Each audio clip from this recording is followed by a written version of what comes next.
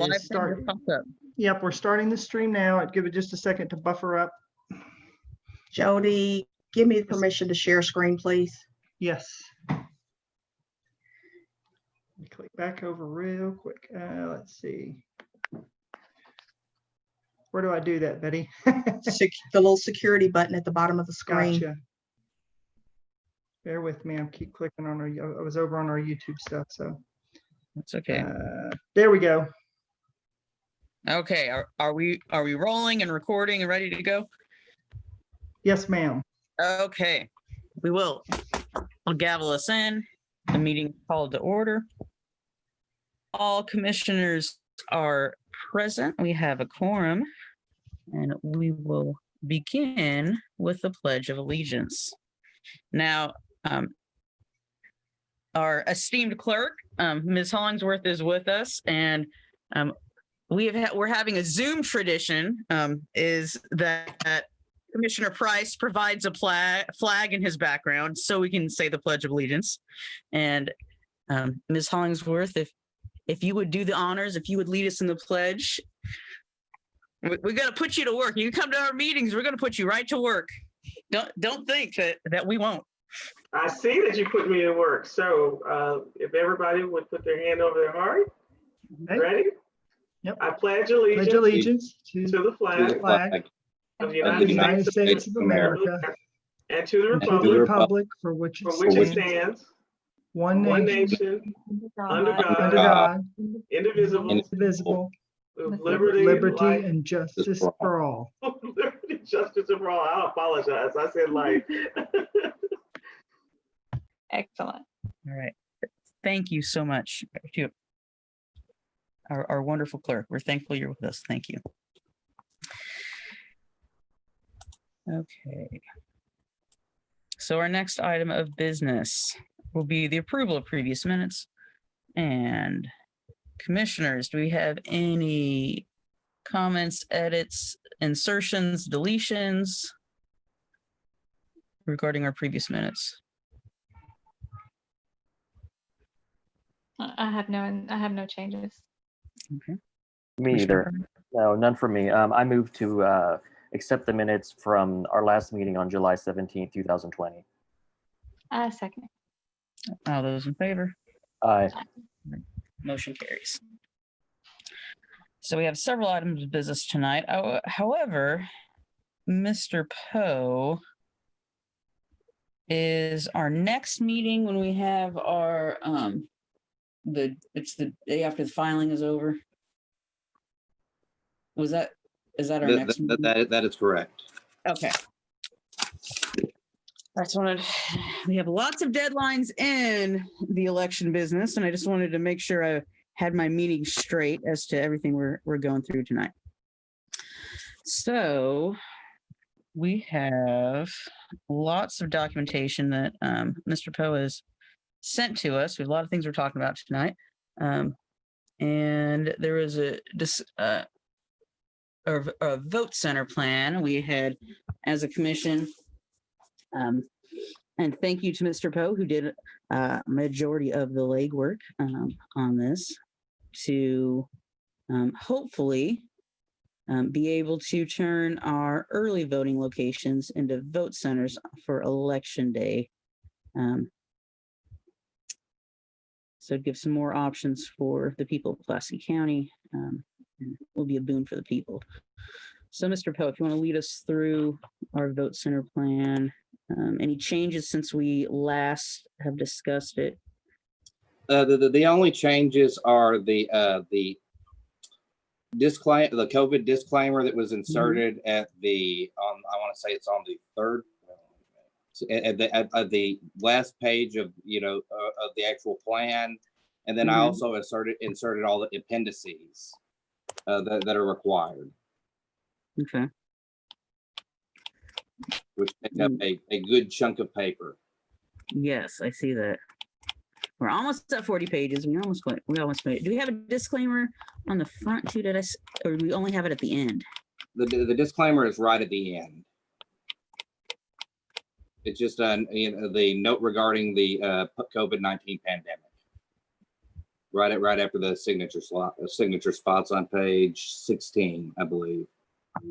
Okay.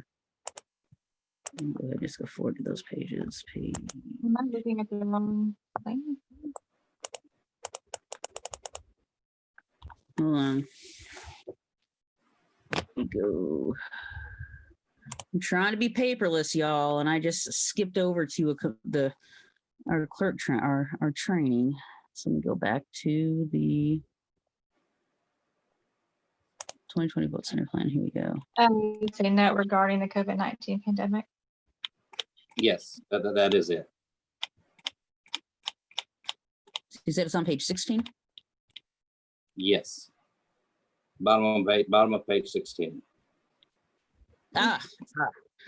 It's exactly on the bottom of page 16. Okay. Director Poe, could we please add a footer to this, to the plan that puts the page number, Yes, ma'am, we can. the address, the commission, the Pulaski County Election Commission? Yeah, just the footer with all the information. So And with that the way, last updated. yeah, on every single page. I And agree. that should help. Absolutely. And in the footer, besides the information that Commissioner Starr stated, I would put last updated date on there. So the original date, and if it's up to a revise, you would put the effective date when it's approved, and then if it's revised, you would put the revised date. And if you have any questions on that, just let us know, and we can send you a sample. Okay, I'll go ahead and update it and send you all a copy of it. Thank you. That'll work. Okay. So let's see. I don't think I had too many questions. There's no ordinance yet, so we can't have vote centers unless quorum court allows it.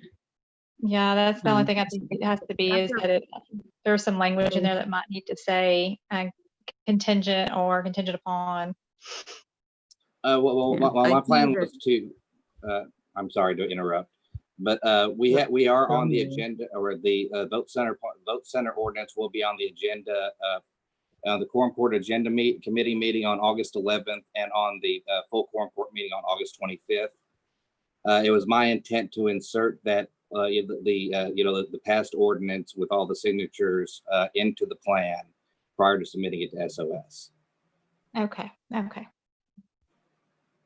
Okay, so Mr. Poe, you were able to figure out how to get on the quorum court agenda for this. Is there a reason why we weren't ever scheduled by you to get on the quorum court agenda to talk about election equipment and getting more, purchasing more equipment at the beginning of the year? Multiple times we tried to The quorum court requires, seemed to be a hurdle. the quorum court requires written plan to get on the agenda.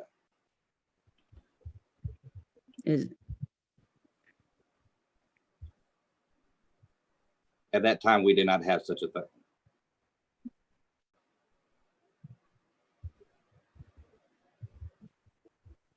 Is this something you just found out about that you didn't know earlier, that you weren't going to share with us the last couple months?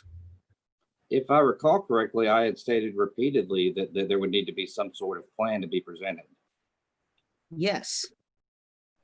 Once we're on the agenda, we could get that presentation together. The presentation has to precede getting on the agenda.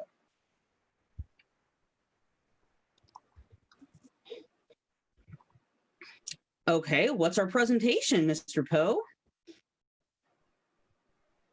The presentation is the plan.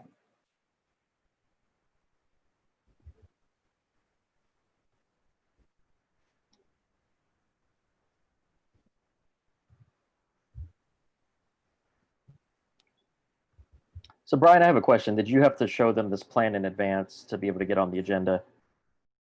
I did provide it to them, yes. Okay. I provided them with some sample ordinances as well, and the quorum court staff is working on that. And basically, they're also working on helping us get some sponsors for this. It's our hope that we'll be able to get the entire quorum court to sponsor this. Great, thank you. Would you Sounds share good. the sample, all the information that you give the quorum court? Would you send that to all the commissioners so we can be on the same page? I could forward you that, yes.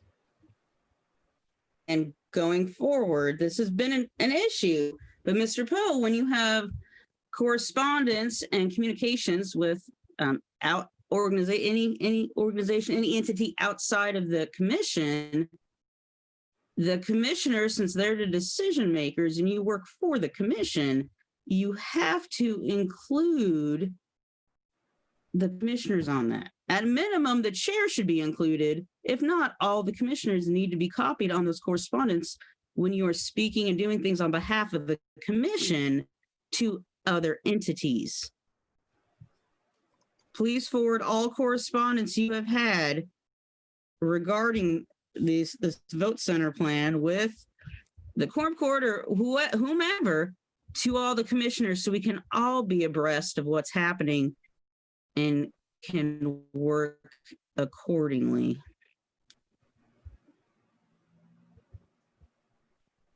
So Mr. Poe, please get that done. So Director Poe, what's the plan for the August 11th meeting? I'm sorry, I didn't quite hear you. What's the plan for the August 11th meeting? Is that an in-person meeting? I believe the quorum court has started meeting in person again, but they don't bring anybody in. I'll have to check on that. Okay. We just started in-person meetings just this week. We just had one, actually Tuesday night. That was the first time. So I'm assuming we will do next month in person. So does that mean the quorum court's meeting in person, or do they have the guest come do Zoom in to the meeting? So that's a good question, which Mr. Poe said he will check on. But we had quorum court meeting. We didn't have anybody presenting anything at this past meeting, which was on Tuesday, but the full quorum court was in attendance. And Okay, 'cause I saw a school board meeting, I think it was Placer County School District, where they had, the board was meeting, but they had the attendees zooming in. So I just wanted to verify that. So if we need to put some type of like slide together in advance, that might help. If we are zooming in, that might be helpful. Just some basic information. I agree, very top level. Yeah, very high level. Mr. Poe, if you could get a draft together, let's see, it's Thursday by our next meeting. When is our next plan meeting? We discussed 21st, I believe. August 21st. So that's not going to help. That's not going to be before August 11th. Okay, today's the 30th. The 11th. Let's have at least a week out. So if we need to meet, and so today's the 30th. Mr. Poe, if you can get a slide together by Monday the 3rd, and just get a draft, doesn't have to be a final copy, but just get a working draft by Monday to the, we can at that point, if we need to meet to discuss presentation, and Mr. Poe, by my Monday, be able to have an answer as to for the person or it's going to be a remote situation, and we can meet to hash out any Madam Chair, you're breaking up really bad. need to for the court. Either. What was the last thing? I didn't hear any of that. Hello? All I heard was a Monday. I didn't hear anything. Okay, well, okay, I'll go back. If Mr. Poe, if you get a draft, just a rough draft slides together we have a rotation or in person together to the commissioners by Monday. That's gonna give the commissioners enough time to take a look at it. And we need to meet next week.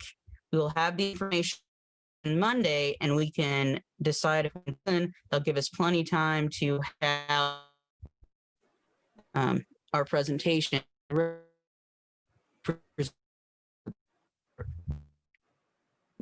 Madam Chair, you're breaking up really bad. I would Don't say that if I can, because I can't understand what you're saying, but I don't see necessitating a meeting due to all the meetings we're about to have and it, not being exactly physically conservative. But I do think that it'd take a little bit more time to get. It's almost Friday, so it's gonna be Friday tomorrow. That's pretty quick turnaround, and it'll be the weekend. So we don't need anything more than like 4 or 5 slides. This is just going to be super high level because it's really about the plan.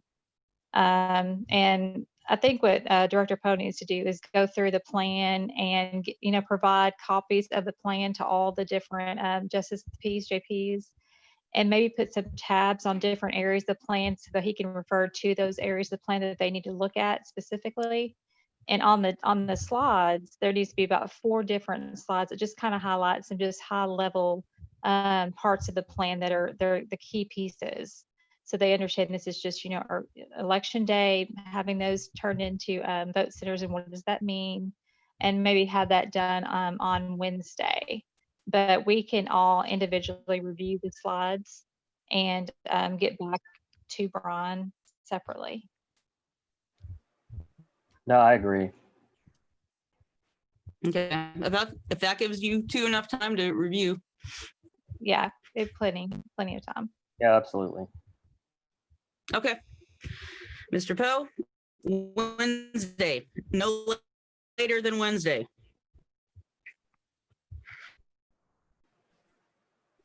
We might need to take a recess so you can call back in. There might be some type of connection issue.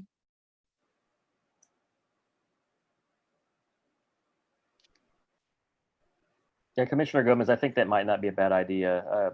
You're breaking up really badly. Hello? Would Hello? you like to take a quick recess so you could dial back in to maybe get there's a connection issue? Yeah, can you hear me? Yeah, I can hear you. Sure. Let me log out and log back in. So we're taking 7:18. We'll do a quick recess. I'll log out and I'll log back in. Right. Thanks.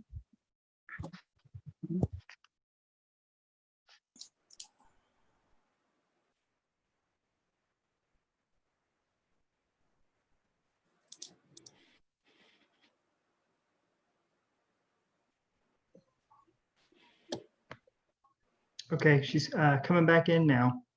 So Thank hopefully you. this will be a better connection.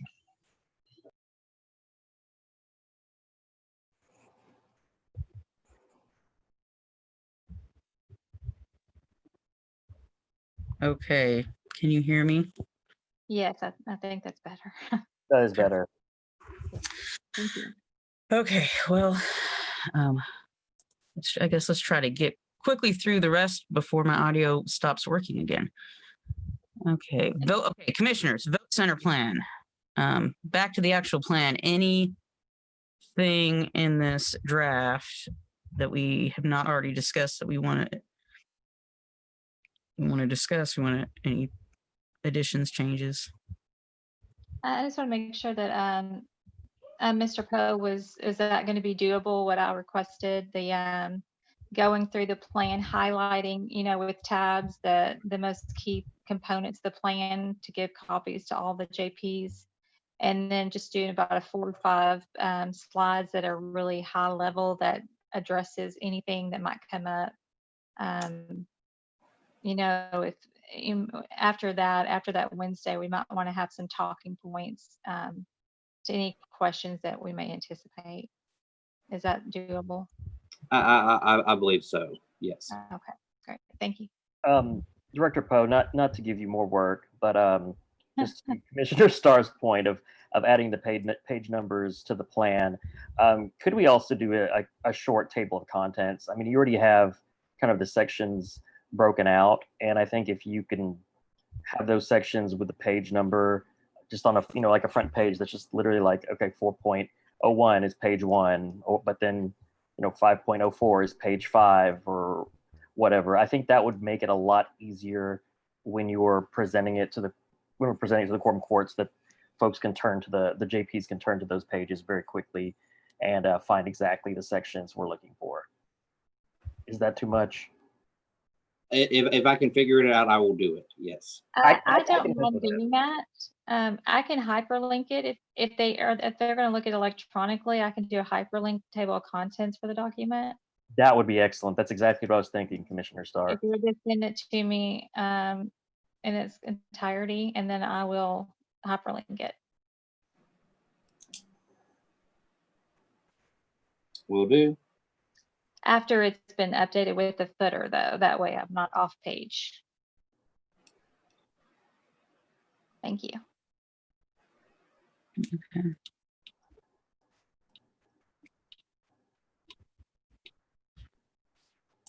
And then I'll show you how to do it later. Thank you. You're welcome. I've done it before. I just can't. It's been a very long time. Oh, it's no worries. Okay. That's all I have on the vote centers. Okay. Well, Mr. Poe, anything else on Vote Center you'd like to share that the commissioners need to know about? I would just say that the one line pitch on it is that we are adding to the system, not taking anything away. Okay. Yes, Right. we're making it easier and more accessible for the people of Pulaski County. That we're going to make every effort to keep every single poll that we can open. Given what's going on, and in future years, that's basically going to, because I think that'll be the biggest concern, is that a lot of people or a lot of the JPs might view vote centers as an opportunity, an excuse to consolidate polls. And I think if we reassure them that this year and going forward, we plan to keep as many open as we can, that will that'll bring everybody on board. Right. My poll never moved to consolidate polls into a big vote center. You have my promise. That is never going to come. I'm never going to make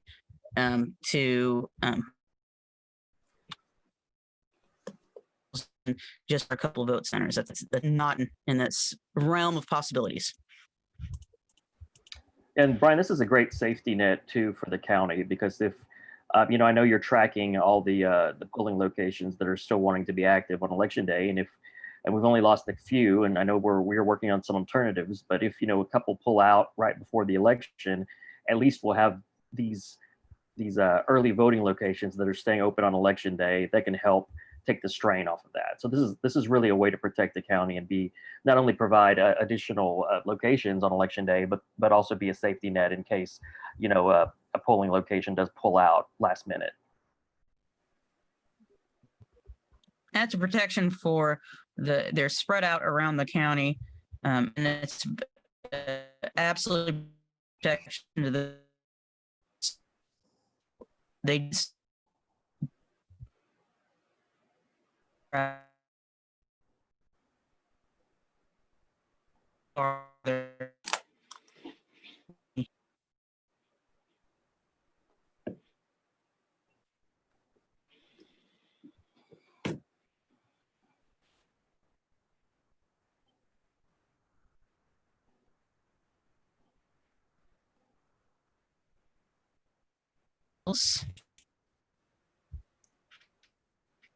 to us.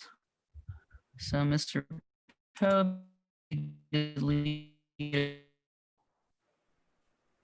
Chair Gomez, you are cutting out very badly. We cannot hear anything you're saying.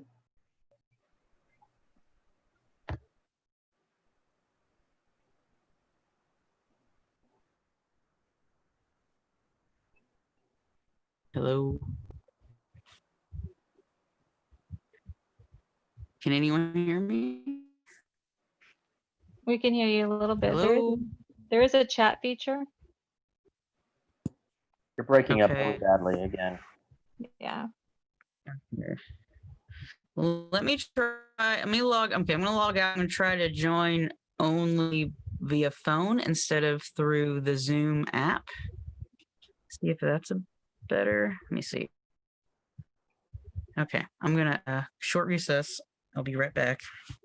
Thanks. Log out and log back in.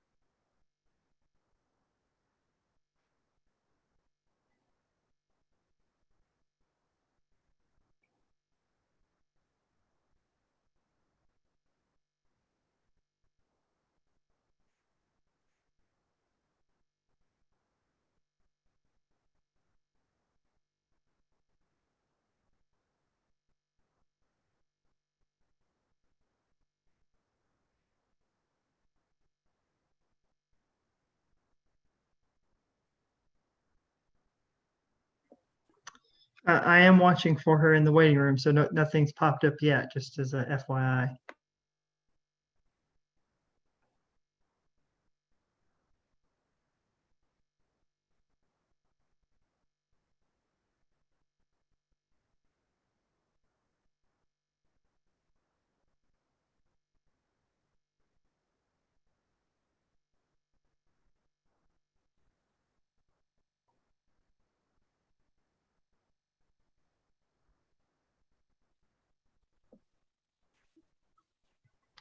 Just admitted, so hopefully she's coming back in. Hello. Can you hear me now? Yes. Hello. Welcome back. Yes, Okay. I can hear you. So far, so Okay, good. so now I'm just over the phone. I use the phone call feature of Zoom, so maybe that will be better. Okay, so we're back from recess. So the fall election official training, Mr. Poe, you Which you document lead are us we on? through that. If you could tell us which document we're on, Brian. Which I assume that you're wanting to look at the overview, the title. training plan draft first. The clerk training. Sure. Okay, thank you.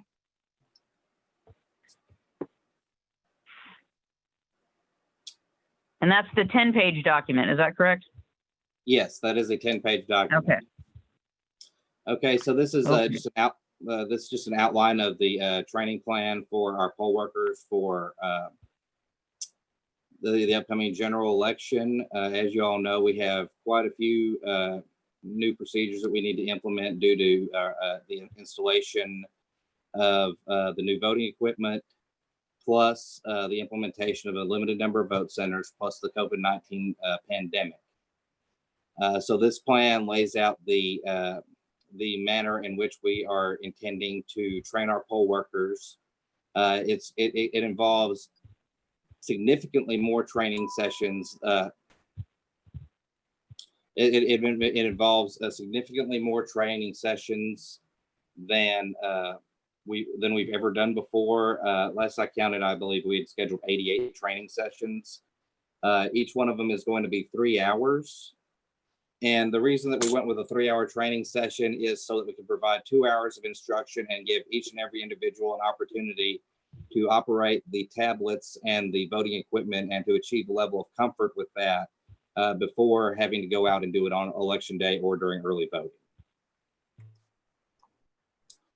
In addition to that, it lays out some of the assumptions. The assumption is based on the idea that we are going to based on the idea that we're going to have 120 polling locations as was originally planned, and based on the idea that we are going to staff on average each poll at eight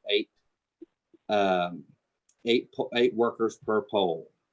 There are 3 positions that are going to be trained for in-person voting: the election judge, who's going to be the supervisor of the poll, the election sheriffs, who are going to be assisting the election judge with the operation of the equipment and with handling voter issues, and then the election clerks, who will be checking in voters, distributing ballots, and also helping to maintain social distancing protocols and maintaining a clean and sanitary voting area.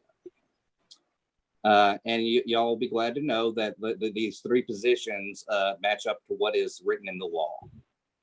Yay! Very nice. I did note that. I wanted to just tell you thank you when I read this. I was like, yay, it matches what the Arkansas law says. Continue on, Mr. Pope. So we're going to start. We're planning on, or we're going to start our first set of trainings. If you go to a little bit further down, I believe it picks up on page 5. That is our training schedule.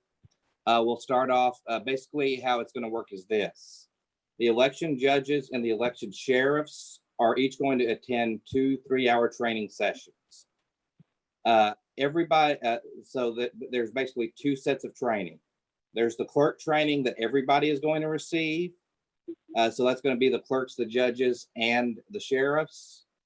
And then there is going to be the advanced training that's going to be received only by the judges and the sheriffs. Okay. So the clerk training is going to cover the basic functions of the poll. It's going to cover our COVID mitigation procedures. It's going to cover checking in voters, following all the correct procedures in order to get voters checked in on the new Express poll electronic poll books. And it's going to cover for majority of our locations distributing paper ballots in the correct fashion, as well as maintain any number of other items that have to be performed on election day. So it's going to be like the basic training part of it, and everybody's going to go through that training. And then the second part of it is the judges and sheriffs will be required to attend a second 3-hour training where we'll go over more advanced procedures, opening and closing the poll books, opening and closing the voting equipment, dealing with voter issues. That some of them are listed off in the outline, such as voters at the wrong polls, voters missing from the rolls, issuing provisional ballots, spoiled and abandoned ballots. Basically the tasks that were previously handled by the equipment clerks and assistant judges, along with the chief judge. So there's 2 tiers of training for our in-person voting, and of course, anybody who attends training and works the election will be paid for all the trainings at $25 a piece for each training they attend, which has been our standard fee, or our standard training fee going back at least a decade. In addition to that, we're going to train approximately 80 absentee workers to work here in our building in executing our plan to scale up our absentee operation. We're going to have them basically in the back half of the regional building, the unfinished portion, which is approximately 9,000 square feet. We're going to have them socially distanced. We're going to make sure that everyone has proper PPE, that they all have face masks, that they are all provided with gloves, and that that there's ample hand sanitizer and soap in the restrooms. In addition to that, for our absentee workers, since it is in the regional building, we will be doing temperature checks every day, asking the 3 COVID questions, and of course requiring the wearing of face masks during the entire period. So just to kind of summarize, the functions that were previously performed by the chief judge, assistant judge, and equipment clerk are now going to be performed by the election sheriffs and the election judge. The functions that were formerly performed by people who were designated as election officials, ballot clerks or ID clerks, are now going to be performed by the election clerks. Okay. So that's kind of the overview. The next thing that I'll note is that all of our training is based on the materials provided to us by the State Board of Election Commissioners. We've integrated some materials from our previous training on procedures that were not changed by the adoption of the new equipment. In addition to that, we have Washington County and Faulkner County, their election coordinators were kind enough to provide us with training materials on the voting equipment. So what you have right now is basically the training materials for the clerk training, which is going to start now and run through mid-September. We are still working on the materials for the advanced training, and I'll present those to you whenever those are complete. Thank you. Thank you, Mr. Poe. I have a question. Yes, ma'am. Sure, Ms. Hollingsworth, go ahead. So, Mr. Poe, what happens on election day or even during early voting, I guess, when somebody comes in person and they don't wear a mask? Do we have a room separate for those persons who vote No, without a mask, or do we turn them away? What happens? no. We will. Commissioner Starr? Commissioner Starr, do you want to field that? I will address that question. No, we do Go not ahead. turn them away because we cannot require them to wear a mask, because that would be basically like creating a poll tax for voting. We cannot require them to wear a mask. However, we are going to be placing, and I talked to Mr. Poe previously on a separate occasion, asking him if we could create signs to put at every polling site, strongly encouraging voters to wear a mask, making sure that it's understood by the poll workers that they cannot remove voters who do not wear masks, because that's going to be an issue. In training, they're going to be making sure they understand that, but we don't want anyone being told they cannot vote because they don't have a mask. We cannot force them to go into another location because they do not have a mask. We cannot ask them, why are you not wearing a mask? There could be ADA issues surrounding that. So we have to be very cognizant of all those surrounding issues. So we cannot remove them to another room privately to go vote. Certainly, not a problem. I was just wondering what the plan was. Yeah, it's in our plan. And I'm glad you brought that up, because there's some areas in here that Brian, because there's about five different drafts on here, and unfortunately I've had salmonella all week, so I have not had time to do any edits on these. but there are some, and I know these are need to go out right now, but things like should or may for our poll workers need to be changed to will or shall. Anytime, I think there's some language on some of these drafts that says the poll workers should have their mask on when they're in the voting area. The poll workers shall have their mask on anytime they're in the poll, anytime they're in the building. So they're not to remove their mask if they're in the building, period. So it doesn't matter if they're, you know, away from the voting area, as well as if they're outside, you know, telling people to social distance, again, they need to also wear their mask. So we need to make sure that we're not providing kind of an out. And another thing that I was a little concerned about is, there was also a place where it said they should sanitize machines. They shall sanitize machines. But another thing I was a little concerned, yeah, they will. Another thing I was a little concerned about was about the 3 questions. So what is the plan if they answer in the negative or the affirmative? So if they say, yes, I've had a temperature, or yes, I've traveled outside, what is our plan? The 3 questions are only going to be for the people seeking to access the absentee area. For anybody wanting to early vote, we're not going to do that. Obviously, yeah, not for the voters, but we're not asking those questions of the poll workers. This is for training. This is a poll worker training. Top of the last unnumbered page before the training schedule. Yes. For the, I'm sorry. For the training, if they say no, then we'll reschedule them. Okay. If they fail temperature check, we'll reschedule. But we're not allowing anybody into the building who has been exposed to COVID within the last 14 days, who's had a fever of over 100.4 in the last 48 hours. As a matter of fact, like I want to say last week there was a gentleman who came here to look at there were several gentlemen who came here to look at the building for the census because they're planning to do training in the back in the first part of August, and I showed them the area. But I did a temperature check on one of them, and he had 102-degree temperature, and I told him, you can't come in here. Sorry. Wow.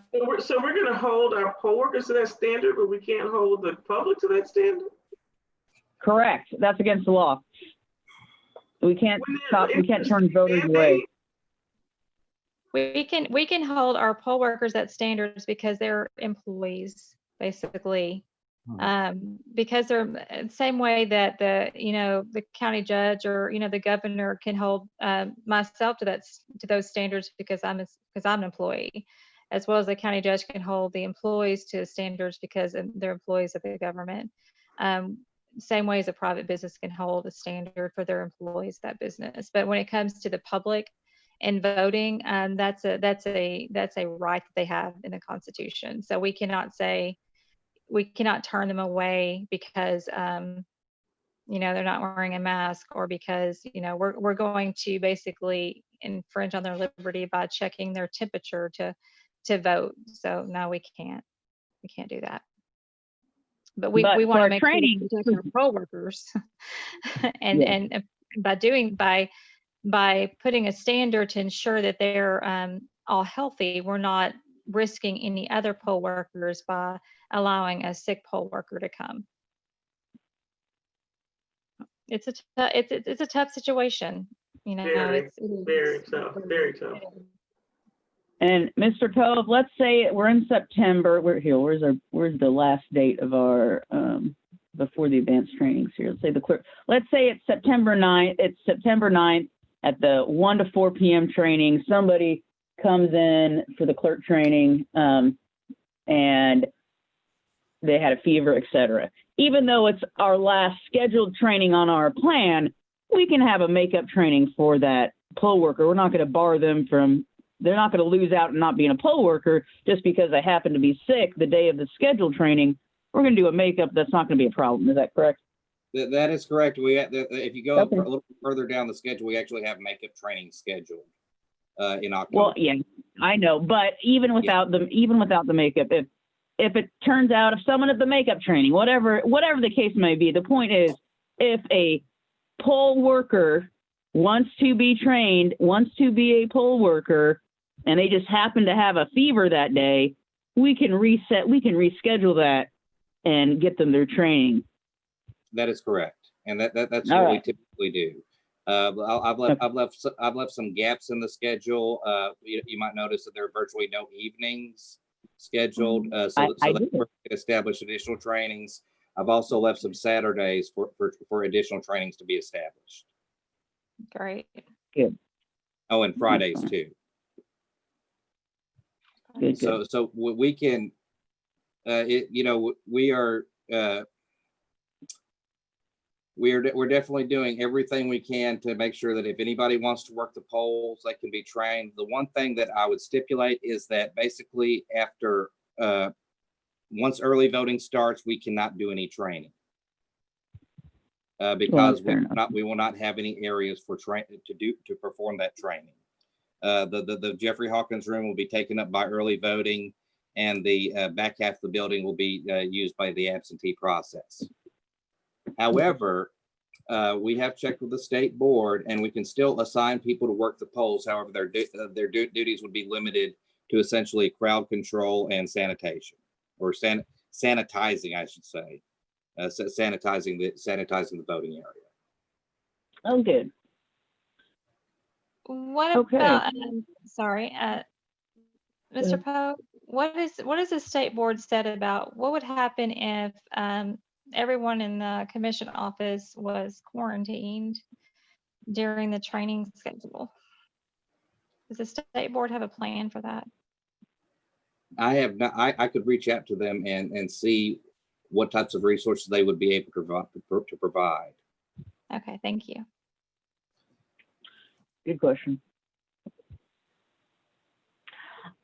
So I have a related issue. I had a poll worker, has been a historic poll worker with us for years, and wants to be a poll worker again, wants to continue to be a poll worker. But this poll worker that came and talked to me was very adamant that she was not going to wear a mask. And I said, well, we're working on getting their plans together, and right now we're going to require wearing masks, what we have discussed. I did note that there's not an option for if somebody has some medical reason to not wear a mask. Is there a poll worker option for them? Is there something that we can do? So I hate to turn good people away, but is there a way that a poll worker could they work absentees be with everybody, but is there something they can do? Like I also hate to lose good people, and ultimately that's a very difficult question. But I would say that ultimately, if we allow people to not wear a mask, we'll lose more people than by enforcing the standard.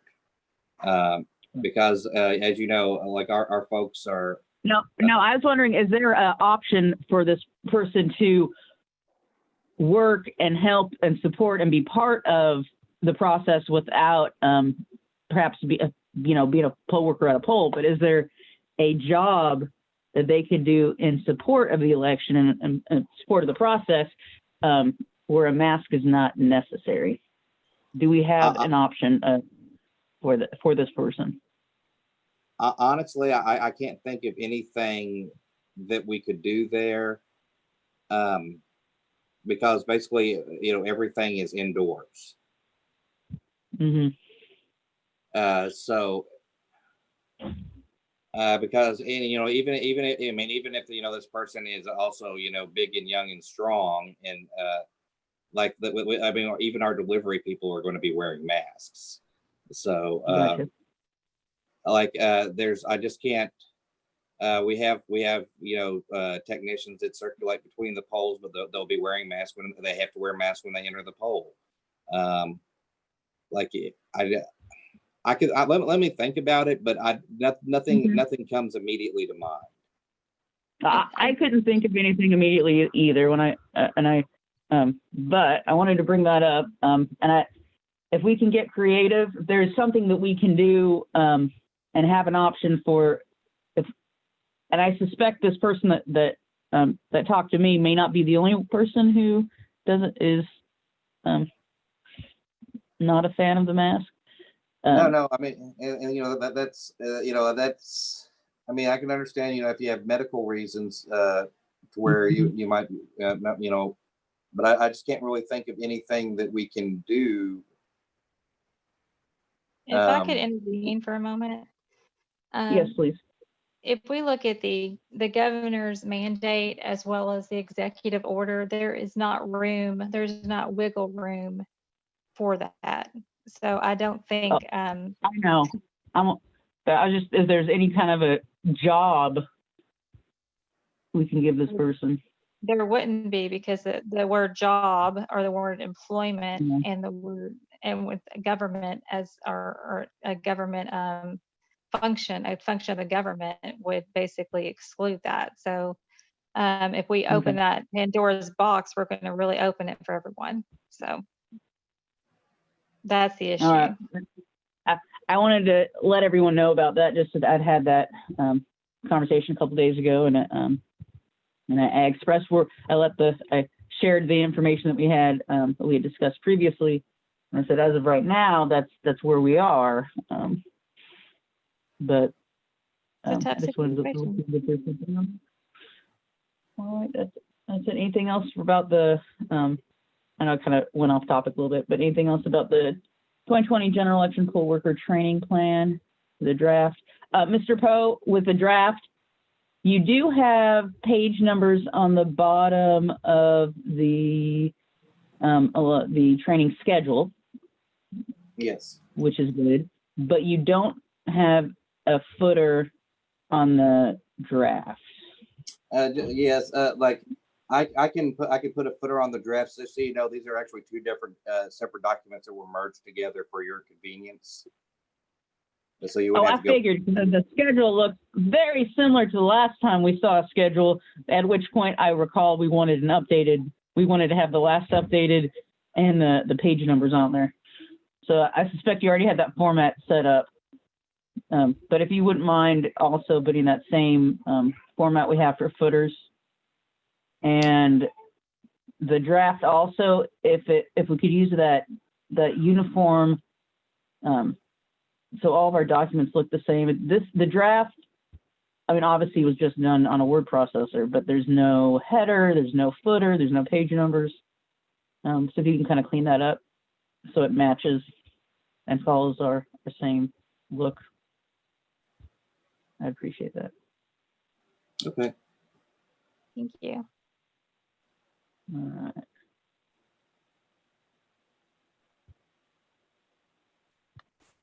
Okay. Oh, and my tried. There you go. Let's go back. Brian, do we need to vote on this to approve it? I would ask that you all vote on both the draft and the materials. Okay. Do we finish looking at the materials? There was some discussion of the materials. I don't know if you just want to vote on the draft, that would be fine too. Let's do the draft and we'll move to the materials next. Okay. Brian, Do I have, materials are these. I'm sorry, Chair Gomez. no, are they the obvious like PowerPoint looking thing? Yeah. Looks like PowerPoint slides. Yeah. Let's do them separately since we've already talked through the plan. Let's go ahead and take care of that and then move on to the materials. Do we have a motion or any other discussion by commissioners? No, I move to approve the 2020 general election poll worker training plan draft with the revisions that we discussed, page numbers and whatnot. And that includes the election official training schedule as well, is it? Yes, including correct? election official training schedule. Okay, do I have a second? I'd like to make an update to your motion. Sure. A friendly amendment? A friendly amendment. Could you add that with additional edits as needed? Yes. I would allow that friendly amendment. So Thank you. I move to approve the 2020 general election poll worker training plan draft with the edits we discussed and any other edits as needed, and also including the election official training schedule for the general election. A second. All those in favor? Aye. Okay, so let's move on to our, let's see, this document here, it's called the 2020 General Information Handout, General Election Draft. So this is the training materials. Yeah, this is just general information that we normally cover in the introductory portion of the training. It's like how you get it, what you get, how you get paid, what documents you need to submit, when you can look forward to seeing your paycheck, et cetera, et cetera. Let me see if I can't pull it up real quick. I don't have it up right now. And it's the 22-page document. It looked very familiar. I feel like I've seen these things before. It didn't look like it had changed. What changes, if any? It's just basically it's just our canned intro material. Yeah. And then there's nothing particularly notable about it.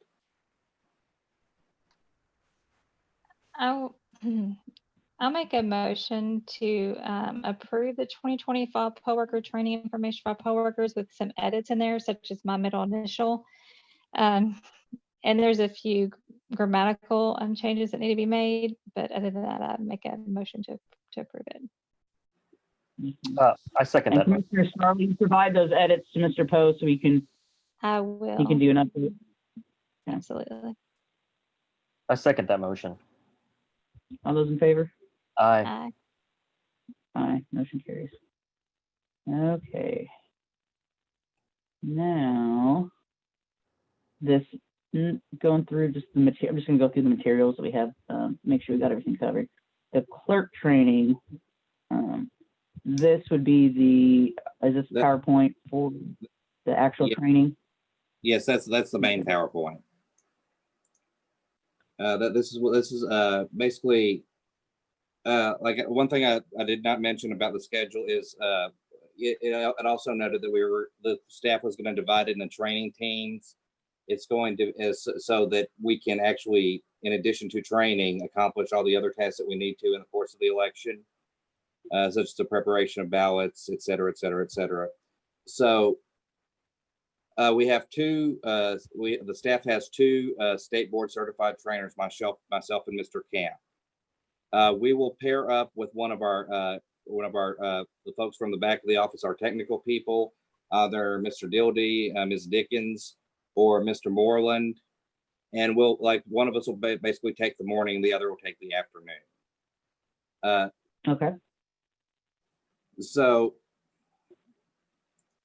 with that in mind, this is the standard presentation we're going to use. We'll cover these slides over the course of about 2 hours, walking everybody through the various measures that we're going to be taking for COVID mitigation. Then we're going to go through the steps for checking in a vote. We're going to go through checking in a voter, and after go through the procedures for checking in a voter.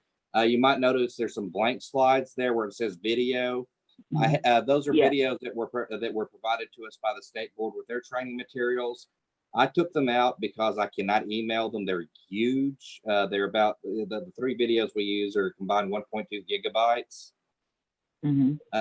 So just know that those are state board videos on those slides.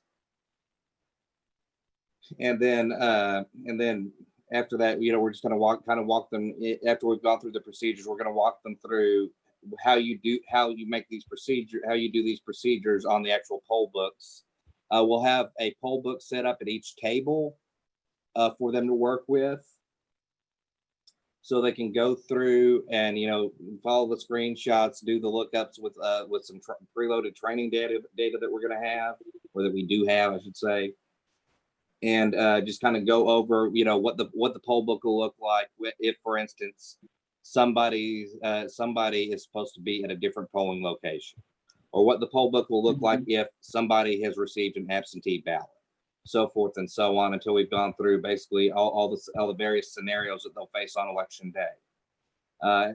In addition to that, we're going to cover the procedures over on the ID law, and just kind of go over that to make sure that we're correctly checking IDs for each and every voter, that we're treating each and every person the exact same way, and treating everybody fairly whenever we're doing that. So, you know, it's the standard stuff like, you know, you can't require a driver's license. Don't pull a voter's information off a driver's license. You need to get that from them verbally. You know, these are the types of IDs that are acceptable, so forth and so on. And I'll just also go ahead and note that we have reached out to the state board for guidance on checking IDs with masks, and we Good. are and we're awaiting their response. Okay. But you know, but a lot of the you know, the first chunk of this is just kind of checking people in using the new electronic poll books. After that, around slide 36, well, actually, it kind of goes into our problem resolution form, which is kind of basically how the process works is this. If you show up to a poll and all of your information is updated and everything is good, then you go straight through the line. If there is any sort of issue with your information, such as your address is different from what we got in the poll book, you don't have a photo ID, the poll book indicates you early voted, you absentee voted, or you don't show up in the poll book at all, then the clerks are the election clerks are instructed to go ahead, fill out the first section of that form and refer them over to the judges and sheriffs. And then the judges and sheriffs will handle the voter from there. And that way we kind of keep the line moving. So, you know, we already do that. Yes, this is what we already do. This is a process we already have. Okay. Yeah. Oh, okay. No, you're explaining it like it's not new. No, Correct. It's not. No. All right. Mr. Poe, just for a second, I was like, wait a minute, don't we already do that? Okay. No, we absolutely do that. Yeah, I would just like sometimes when I'm explaining it, I kind of shift into my training mode, and I do apologize for that. Because after you've trained for so many poll workers over so many years, it's kind of an automatic thing whenever you're reviewing this material. Good. Well, I understand. So you know, that's basically the first section of it is, you know, just the ID I'm not the ID, the checking in of the voter, making sure that you get that you pull them up at the poll book, you get their correct ballot information, you get that information to them so they can give it to the ballot clerk. The second section on the ballot clerks, that's basically completely unchanged because the process is essentially the same. Mm-hmm. And then after we complete the PowerPoint portion of it, then we're working on some exercises right now, and we'll give them basically hands-on training where we're going through. Wow, I'm moving my hands a lot. Where we're going through everything, where we're going through every part of the process, and the goal is to give them, you know, as much time as they need, up to an hour, to get comfortable with it and make sure that they're comfortable with it before they leave our building on the day of that training. Okay. Good deal. All right, commissioners, any questions, comments, discussions? I have a question and comment. The express poll books, when I went through this process and we were basically working with Secretary of State's office on finding electronic poll books, we had demoed some that you could basically swipe the ID if they had a driver's license, and it connected with the DMV, and you could identify them from that. Does this one not do that? It does not. There's a camera function on it, but both the manufacturer and the Secretary of State have recommended to not use that because it's basically not ready for prime time. Okay.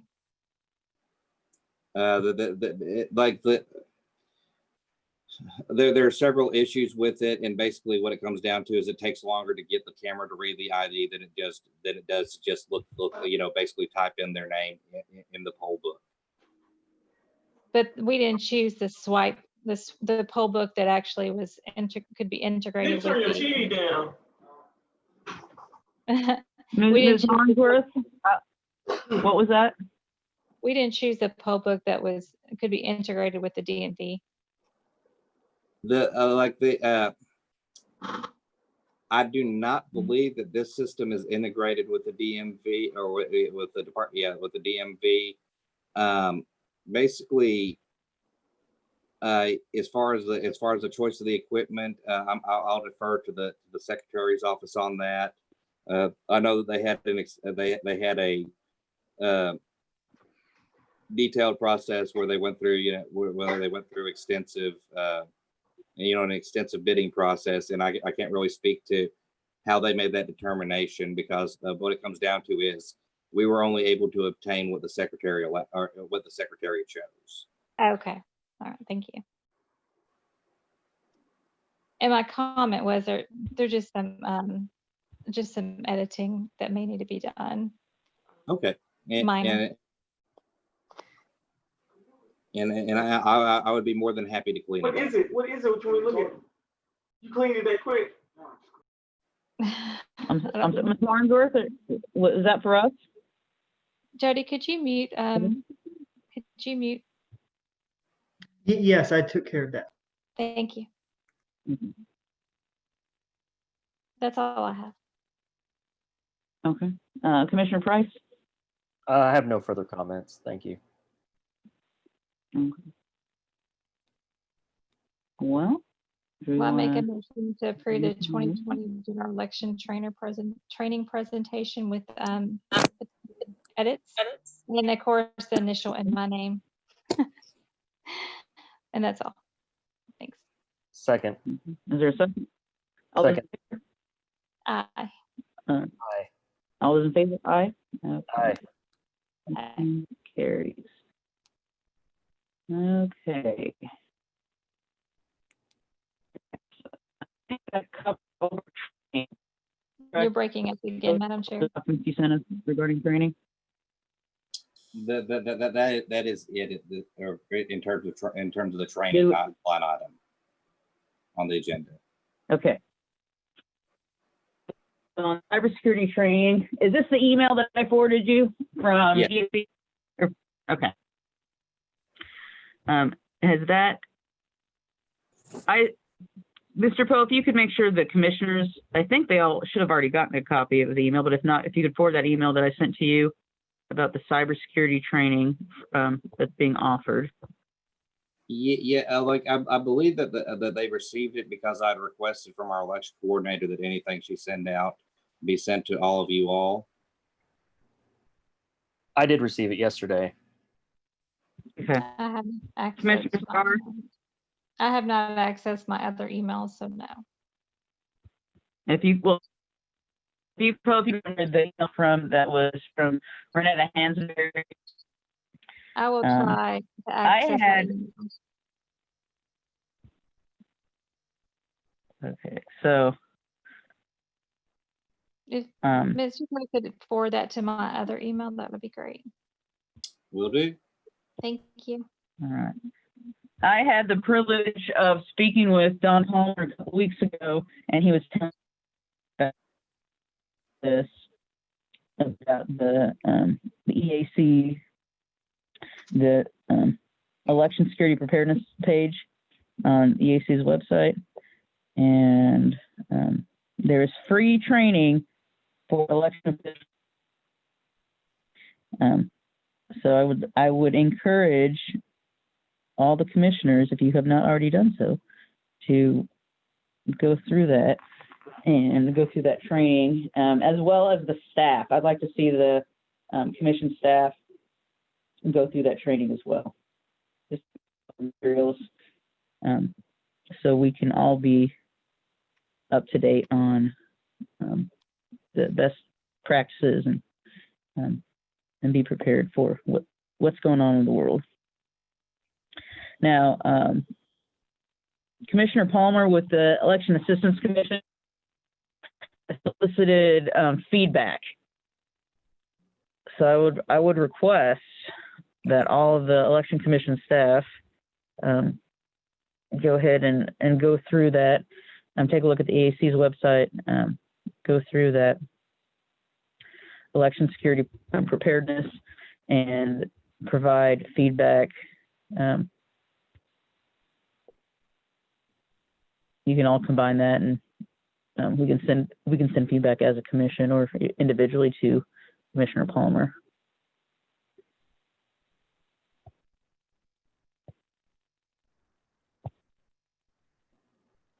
And then that's all I had for the cybersecurity training. Make sure everyone had it, was aware of it, and that we were doing it.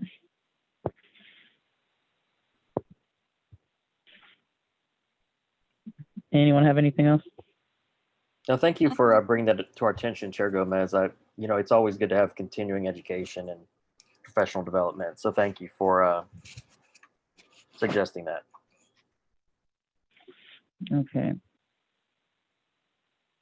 And then anything else that we need to know about? Okay. Next week, Mr. Poe, by Wednesday, you're going to send out the information for the quorum court, and if they require presentation, if decide next week, which will be giving that presentation, but that will be done. I know Commissioner Stephen Quorum Court, I don't know if he wants to lead the charge again, but we'll go ahead and take a look at materials you sent out next week, and we can, if there's a volunteer to attend the quorum court meeting, we'll find out if it's going to be an in-person meeting or how that's going to happen, and we can set our next meeting depending on how that meeting's going to be. So, but as of right now, our next meeting is going to be the 27th. Is that correct, Mr. Poe? I believe it's the 21st, but let me double 21st. check. Well, see, I'm glad I'm glad I checked on that. Tuesday the 21st. Yeah, the 21st at 5:30 to review the local political practice pledges. That's right, and that's the day that it has to be that day because that's because of state law. That's where we are. Okay. Okay. Anything else for the good of the commission? Well, I would just note, I would just like to note for the record kind of where we are on the on our polls and Please, that would be good. Yeah, thank you, Brian.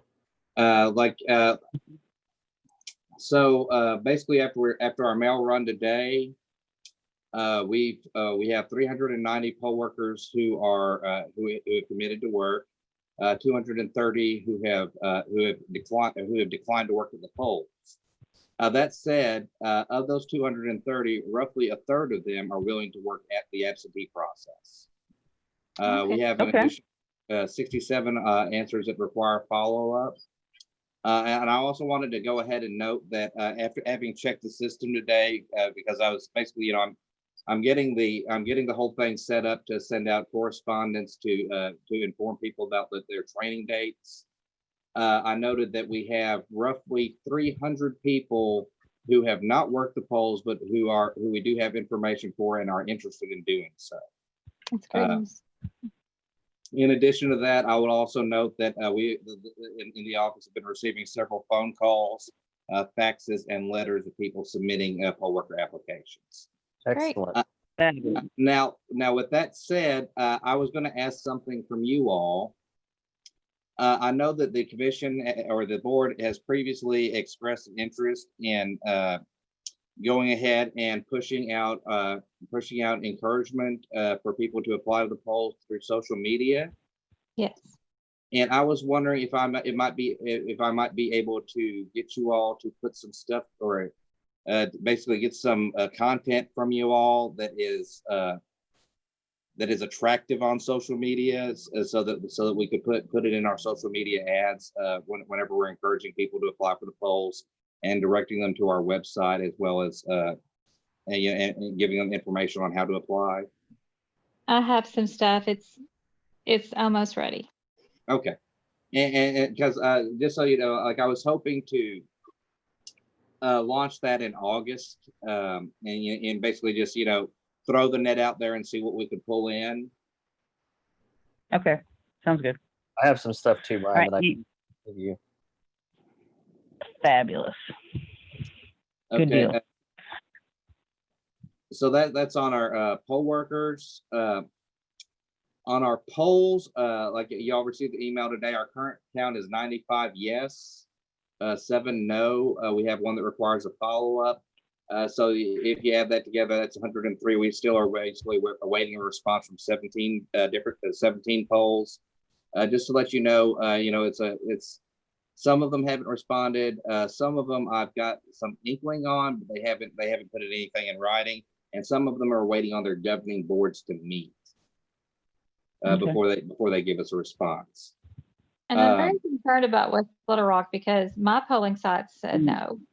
Yes. But Yeah. many of those are out in West Little Rock, and that's concerning. Yeah, It yes, is. Agave Church and Pulaski Academy are right by each other, and that's them. And what about the library that's right there across from Pulaski Academy? Well, that was the next thing I was going to go into. Is we are working on lining up some replacement sites for those. I believe we have potential three in West Little Rock and one in Jacksonville, and I will update you on that once I get something put on paper. Okay. Okay, that's good. But yeah, I too was concerned when I saw many of these are out in West Little Rock. Yeah. Anytime we get close to And I an think area you like that. I think you all saw where we talked to Second Presbyterian and we talked to Temple Benai, and by explaining to them the safety measures that we're going to take and the cleaning measures we're going to take, basically our COVID mitigation measures, that encouraged them to move from the no column or the fence into the yes column. Yeah, that's very good. Awesome. Keep up that momentum, Mr. Poe. Very good. Thank you. Okay. And then Go ahead. there was just one more. So that was with the polls, and there was one more thing I wanted to note. At this point, from talking to the clerk's office, we have about 5,500 absentee requests. Okay. That That's doesn't up. seem like a Historically, huge how much? increase. That's increase? 275% of what we had in 2016. I mean, that doesn't seem like All a right. huge increase from our last meeting. There was 4,600 at the last meeting. Somewhere in that ballpark, I don't recall, but yeah, it's well, I mean, what's notable about it is this is normally a time of year when it doesn't increase at all. Right. The trajectory has slowed a little bit. So Brian, you Seems- said that was a 275% increase from the same time in 2016? Yes, sir. I believe that's the number. That's the information that I was provided. Great, thank you. Yeah, there's only around 6,600, 6,800 total. I'm curious about how the trajectory is going to go as we continue forward, Mhm. or if there's Yeah. going to be a surge at the end. You're curious, and we're afraid that we're going to get 20,000 requests close to That's election. my worry. Yeah, that's my worry, that people will wait to the very end, despite as much as we're saying, please don't do that. Get some time to get it out in the mail, and also, I don't know if Clerk Hollingsworth, if you have suggested this, but I had posted this the other day on Facebook regarding how I track my mail. But the Postal Service does have a free service where you can get daily updates of what's in your mailbox. And I strongly encourage anyone to do that, sign up for that free service, and it shows you exactly what's in your mailbox. And with the issues we have with the mail service of, losing stuff or sending it to your neighbor, I Mhm. strongly encourage people to do that. And if you want to, send that information out, I think that'd be great. Sure. So you're saying in your regular mailbox, but not a PO box? I don't know if they do that in the PO box. I'm sure they do. It's basically just, I don't know anything either. you sign up for, it's free, and they send you a daily update, and they show you the scanned image of everything that you're receiving. Wow. Okay, I'll check into that and put that out there. Thank you. Thank you. It's great. What- I what- get it. It's awesome. Oh, yeah, it is. I can pull up my email and tell you what the post office calls it. Hold on one second. It's called USPS Informed Delivery. Informed delivery, that's right. Thank you. I get an email every day and I know what's coming into the mail. Yeah, 'cause I never check my mail. And That's why I did it. No, and I think that'd be great, Commissioner Starr. That's a great thing, especially if you're expecting something like a ballot to Yes. come, a absentee ballot. I think that would be great. And another thing to push for social media. It's another thing we could talk about, that people who are concerned about ballots being stolen. Watch for your ballot. Yep. That's all I Okay. have. Anything else?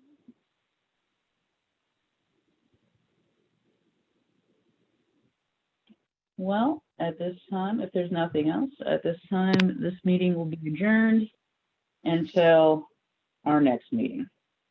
Thank you all. Thank you all. Thank you. Good We are night. adjourned. Thank you. Thank you. And Ms. Hollingsworth, thanks for sticking around with us this evening. Oh, well, thank you for letting me stick around.